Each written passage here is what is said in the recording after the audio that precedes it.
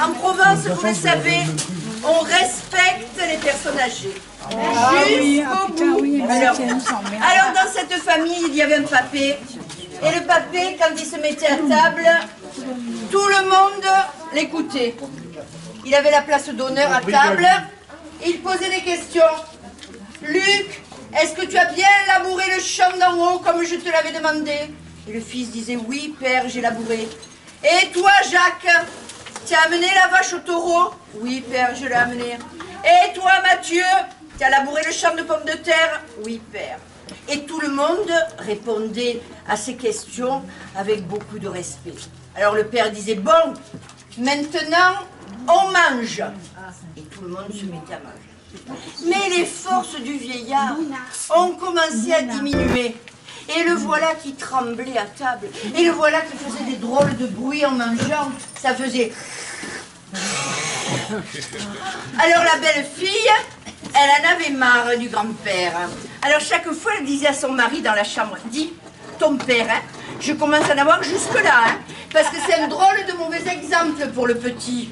Parce qu'ils avaient un petit, il s'appelait Jean-Jean, le petit. Et le grand-père, bien sûr, c'était un mauvais exemple, parce qu'on me disait au petit qu'il fallait manger proprement, sans faire de bruit. Et chaque soir, elle la rengaine. Et le mari lui disait, tais-toi, vilaine femme, tu sais de qui tu parles? Tu sais que tu parles de mon père qui nous a élevés tous, qu'on est droits comme des i. Et elle se taisait, mais elle revenait à la charge. Parce que les femmes, vous le savez, quand elles ont une idée dans la tête, on dit qu'elles l'ont pas au pied. Eh bien, un jour, il a cédé. Un jour, il a cédé, il a dit d'accord. D'accord, tu lui diras de manger ailleurs, mais c'est toi qui vas t'en occuper. Alors, elle a attendu les premiers froids de l'hiver. Quand le courant d'air passe, elle s'est approchée de lui, elle a dit « Papé, vous trouvez pas qu'il y a un mauvais vent, que ça va vous donner des rhumatismes? Ça serait quand même mieux que vous alliez manger là-bas, loin, près de la cheminée. » Alors le grand-père, il a accepté. Et maintenant, c'est plus lui qui présidait la place d'honneur. C'était le fils aîné. Et lui, il était tout seul. Ah, bien sûr, on lui portait à manger quand même. Enfin, bon, des fois, on oubliait. Hein. Des fois, la soupe, elle était un peu froide. Mais il y avait le petit Jean-Jean qui pensait toujours à son grand-père. Lui, il allait le voir. Il lui disait, grand-père, vous me montrerez comment on fait les pièges? Alors, le grand-père disait, tu prends une pierre, une autre pierre, un petit bâton entre les deux, et hop, le petit oiseau, il est cuit. Et grand-père, vous me raconterez l'histoire du petit chaperon rouge? Ouh là là, disait le grand-père, tu sais, je sais plus trop si c'est le chaperon rouge qui a mangé le loup ou si c'est le loup qui a mangé le petit chaperon rouge. Ah ben tant pis, disait Jean-Jean.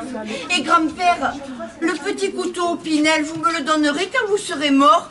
Oh, dis, vilain, tu crois que je veux mourir maintenant, disait le grand-père? Mais je te le donnerai, je te le donnerai. Et le temps a passé, et le pauvre grand-père, il perdait la tête, il tremblait de plus en plus. Un jour, en plein milieu du repas, on entend crac!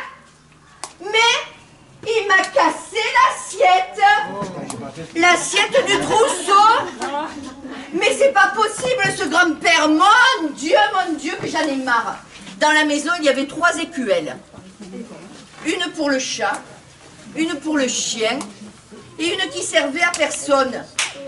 Eh bien, grand-père, maintenant, vous mangerez la soupe dans l'écuelle en bois. Comme ça, si elle tombe, ça sera pas grave. Et le grand-père, il disait rien. Le temps a encore passé, et puis c'était bientôt la fête des mères. Alors la belle fille, elle a dit, cette année, je m'organise une fête des mères pour moi. Elle a invité ses cousines, ses voisines, toute sa famille. On a dressé la table, on a mis des bonnes choses à manger, tout le monde s'est installé. Au moment de se mettre à table, elle dit, mais où il est Jean-Jean? Je le vois pas. Jean-Jean! Jean-Jean! Mais où il est ce petit? Mon Dieu, Jean-Jean! Jean-Jean!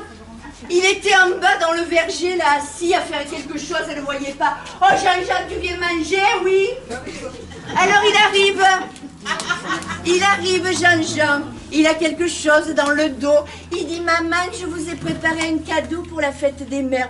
Alors elle est contente, elle se gonfle d'orgueil. Elle dit à ses copines, Vous voyez, moi, mon Jean-Jean, il n'est pas comme les autres, c'est pas la peine de lui rappeler que c'est la fête des mères. Il y a pensé tout seul, Jean-Jean.